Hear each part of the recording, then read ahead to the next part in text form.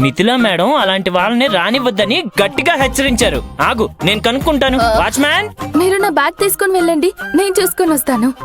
అలా కాదు కుక్ చెల్లి, నేను వెళ్ళి అడుగుతానుండు. అన్న అరు అమ్మకి టిఫిన్ టైం అయింది. అవును కదా, మ్మ్.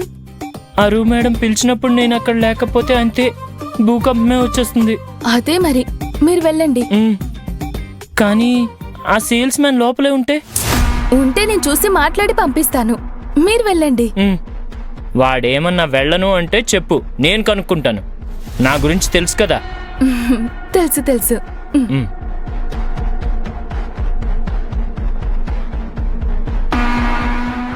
ఈ విక్కీ ఎక్కడికి వెళ్ళారు?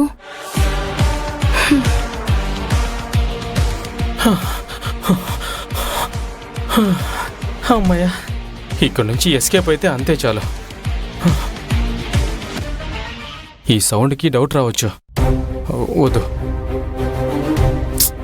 బా ఓపెన్ అవ్వట్లేదండి. విక్కీ,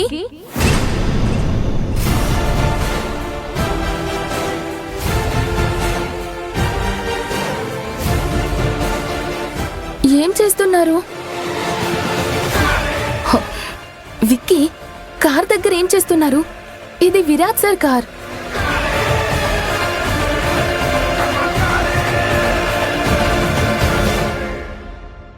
పనేమో ఫుల్గా ఉంది. ఈ మధ్యలో ఫోన్ కూడా రింగ్ అవ్వాలా?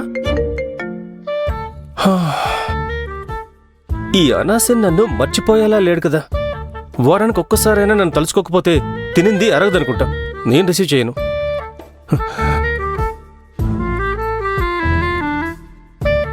ఇప్పుడు నేను కాల్ రిసీవ్ చేయకపోతే ఆ విరాజ్ వదిలిపెట్టాడు. బావా అది ఇది అంటూ నన్నే తిడతాడు. ఎందుకు రిస్క్, చేద్దాంలే. హలో. అమ్మయ్యా, మొత్తానికి నా కాల్ రిసీవ్ చేశారు. నేను బిజీగా ఉన్నాను, ఏం చెప్పాలో త్వరగా చెప్పండి. క్షమించండి సార్, నేను కూడా మీకు కాల్ చేయకూడదు అనుకున్నాను, కానీ నా పరిస్థితి అలా ఉంది. టోన్ ఎందుకు మారినట్టుంది? ఏంటి విషయం? సార్, నేను చాలా పెద్ద ప్రాబ్లంలో ఇరుక్కుపోయాను. దాని నుండి ఎలా బయటపడాలో నాకు అస్సలు అర్థం కావటం లేదు.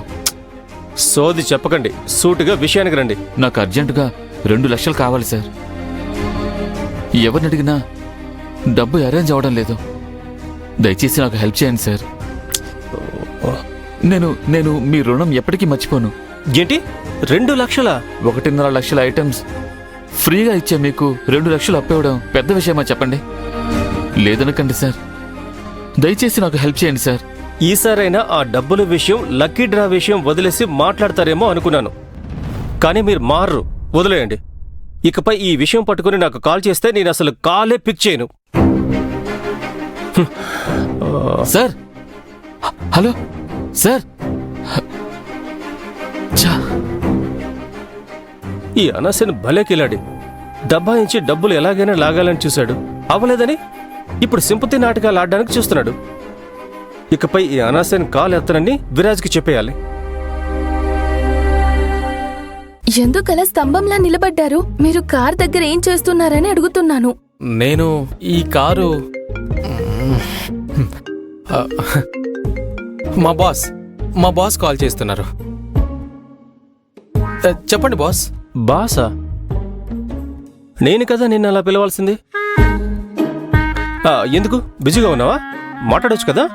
అవునవును, కరెక్ట్ టైంకే కాల్ చేశారు. ఇక్కడ నా టైమే అస్సలు బాలేదు. అంటే ఏ క్షణాన మీనాక్షి అడ్రస్ దొరికిందో ఏంటో.